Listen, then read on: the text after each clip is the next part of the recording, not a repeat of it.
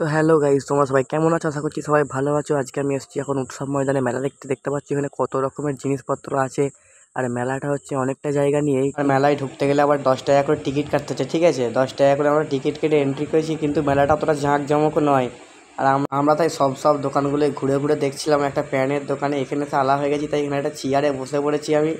আর তারপর আবার বেরিয়ে পড়েছি। এখানে দেখতে পাচ্ছ নাগরদোলনাটার কাছে এসে গেছি। আর এখানে বাচ্চাদের ব্রেক ড্যান্স এখানে আছে, আর বড়দের ব্রেক ড্যান্সও আছে, সেটাই আমি দাঁড়িয়ে দাঁড়িয়ে দেখছিলাম। এই যে দেখতে পাচ্ছ ব্রেক ড্যান্সগুলো। আজকাল মেলাতেও মোমো পাওয়া যাচ্ছে, আর এইখানে আছে আমাদের ব্রেক ড্যান্সগুলো, কিন্তু এগুলো কিছুই চলছে না যে আমরা চাপবো, আর একজনকে চাপাবেও না বলছে। তাই এখানে ফুচকার দোকানে এসে এখানে দই ফুচকা, আলুর আচার ফুচকা অনেক কিছু আছে, ঠিক আছে? আর এইখানে মাটির ভাঁড়টাকে পুড়িয়ে চা দিচ্ছে, এটা সেদিন ফোনে দেখেছি, আর আজকে আমি আসল দেখলাম। আর এখানে আছে টয় ট্রেন, কিন্তু কোনো জিনিসই চলছে না, কারণ বেশি দর্শক নেই। সন্ধেবেলার দিকে আসলে হয়তো চলবে। আর এইখানে নানান ধরনের লিপস্টিক এটা সেটা বিক্রি হচ্ছে। এইগুলো তো আমি মেয়ে নয় যে নেবো এইসব জিনিস, তাই জন্য এখান থেকে সাইড হয়ে গেলাম। আর এইখানে দেখতে পাচ্ছ সংস্কৃত অনুষ্ঠান, আজকে ফাংশন আছে। কত বল রেখেছে দেখতে পাচ্ছ, আমি বাচ্চা নেমে পড়তাম। আর এইখানে বেলুন ফাটানো হচ্ছে দেখতে পাচ্ছ। আর এইখানে একটা খেলা হচ্ছে, এইখানে বলগুলো 5টা বল দেবে, সেইগুলো ফেলে যত নাম্বার হবে তার উপরে প্রাইজ আছে। আমার মনে হয় এইসব খেলা না খেলাই ভালো। আর এইখানে অনেক বেলুনও বিক্রি হচ্ছে। আর এই কাকিটার কাছ থেকে একটা ব্যাগ নিয়ে নিলাম আমার ছোটো বুনিটার। ব্যাগটা কেমন হয়েছে তোমরা কমেন্টে বলবে। আর এইগুলো দেখতে পাচ্ছি এখানে কত সুন্দর হাওয়াই মিঠাই তৈরি হচ্ছে, সেটাই দাঁড়িয়ে দাঁড়িয়ে দেখছিলাম। আর এখানে পপকর্নও তৈরি হচ্ছে, এই যে দেখো পপকর্নও তৈরি হচ্ছে, তাই 1 প্যাকেট পপকর্ন নিয়ে নিলাম। আর এখানে কত আচার দেখতে পাচ্ছ, মেলাতে আচারও বিক্রি হয়। এর থেকে আমাদের শাহবাজার মেলাটা অনেক বড়। আর এখানে আবার কাঠের জিনিসপত্রও বিক্রি হচ্ছে। এখানে কত ফুল দেখতে পাচ্ছ, অনেক রকমের ফুল, প্রচুর দাম। তাই মেলায় আর বেশিক্ষণ না থেকে চুপচাপ বেরিয়ে পড়লাম। আর বেরিয়ে একটা কাকাকে পেয়ে গেলাম, এই টোটোয় করে চলে যাবো আমরা এখন নবাবহাট। আর এই কাকাটাকে বললাম, কাকা একটু চা নিয়ে আসো তো। তাই কাকাটা চা নিয়ে আসলো, আর আমরা টোটোয় বসেছিলাম। তারপর বেরিয়ে পড়লাম নবাবহাট যাওয়ার জন্য টোটো করে।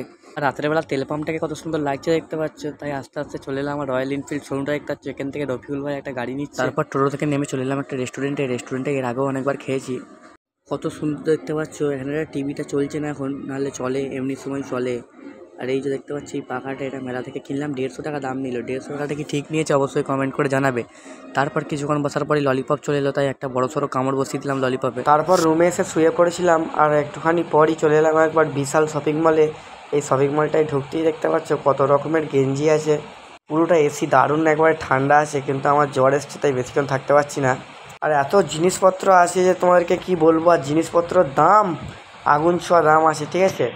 কোনটা ছেড়ে কোনটা নেবো বুঝতে পারছি না। আর এখানে কত ব্যাগ দেখতে পাচ্ছ, পুরো লাট দিয়ে ব্যাগ আছে। আর এখানে আচার, কোল্ড ড্রিঙ্কস যা মাল আছে মনে হচ্ছে সব নিয়ে পালিয়ে যায়। আর এখানে কত বোতল দেখতে পাচ্ছ।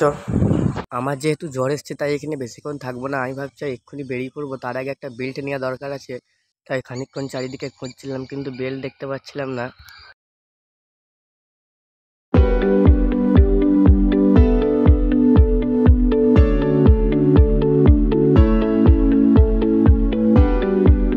আর এই যে বেল্ট পেয়ে গেছি, এটা কালো পাড়া বেল্টটা, দারুণ বেল্টটা।